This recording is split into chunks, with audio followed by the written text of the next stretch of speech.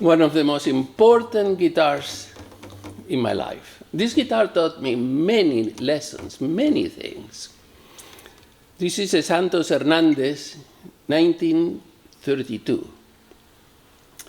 When I was a very little boy, I always heard back all kinds of accounts about guitarists, friends, evenings spent with his friends, with Narciso Yepes, with Pepe Cuellar, with Antonio Velázquez, with Felipe Alba. Felipe Alba was the owner of this guitar in Granada. My father loved it when he went to Granada. In Granada, the guitar aficionados would gather money among themselves and bring my father just to hang out with them and practice with them and talk in the evening with them, try each other's guitars, and then my father would, of course, play for various days. He would be sometimes up to a week in Granada with his friends. He would come back and tell us all about his guitar experiences. He was very happy when he went to Granada. Felipe Alba, he would talk wonderful about him as a guitarist, as a human being, but also as a guitarist. One day, he was looking very much forward. He was very happy that Felipe Alba was going to come to Malaga and visit us. I was a kid of about 6 or 7. And I was looking forward to meeting Felipe Alba and listen to him play, since my father thought he was so wonderful. And when Felipe Alba played, I was so surprised. And I said behind his back when I was alone with my father, "Papa, why do you say he plays so well? I play a lot better than he does. He hardly gets around."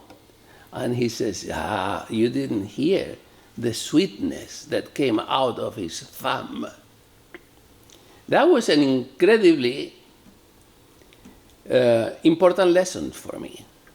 Years later, I thought it wasn't just Felipe's thumb that my father loved the sound.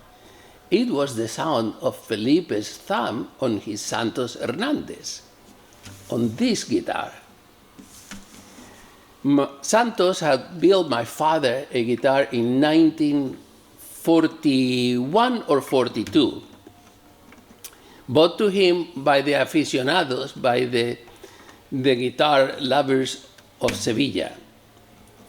And that Santos was spectacular, was amazingly beautiful looking. But at that time, Santos had gone to a little bit lighter build on the top. And I have the feeling that perhaps the top or the woods that he used were very temperamental, because that guitar would sound glorious one day and get a cold, and the next day wouldn't sound. But it was beautiful, and Felipe Alba was one of the wealthiest guitar aficionados in Granada, and he was in love with my father's guitar. So they struck the deal, and Felipe gave my father this guitar, which my father had been always lusting for. And Felipe got my father's beautiful instrument, and both of them were happy, and Felipe gave my father some money on top.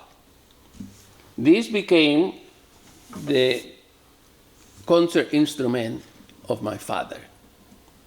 This became the guitar that I went to play on whenever my father left the house. And this guitar became the guitar I played in concerts. So I share this guitar with my father from the time that I was a young boy.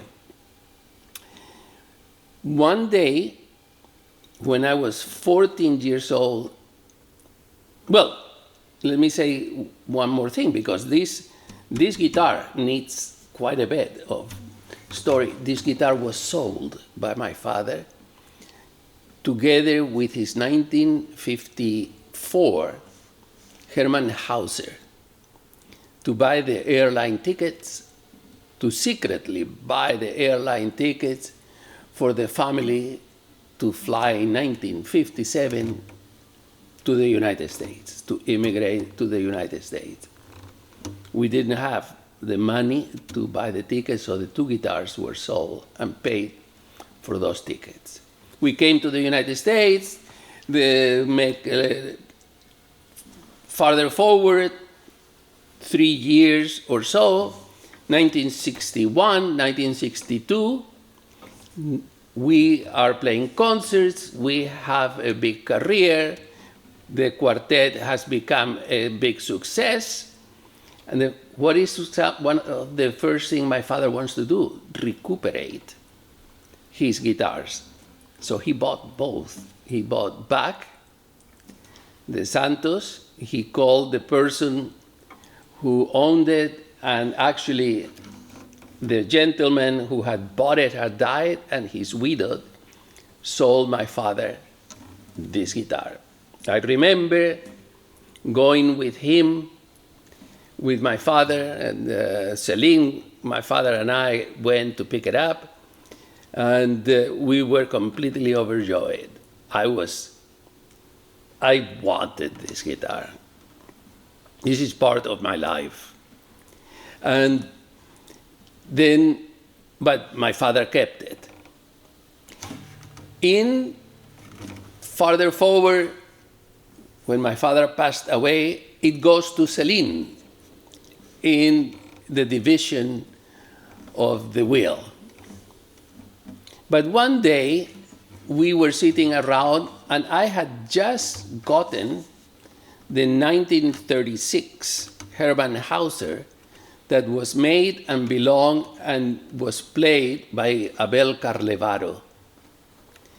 And I said to Celine, I remember that we had several people there. Tim McLeodchick from Guitar Salon was there. Richard Brunet was there.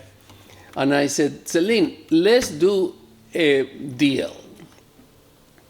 I trade you my Hermann Hauser from Carlevaro for the Santos Hernandez. I remember Tim and Richard. Richard didn't say anything. Tim said, but do you realize that the Hermann Hauser demands more money in the market value? And I said, that's for the moment. That's for the moment, because at the end, the best guitar will always come out on top. And this was my favorite guitar. So Celine and I made a deal. We traded it. He has the Abel Carlevaro Hauser, and I have my beloved Santos Hernandez from 1932 that was such an important instrument in my life.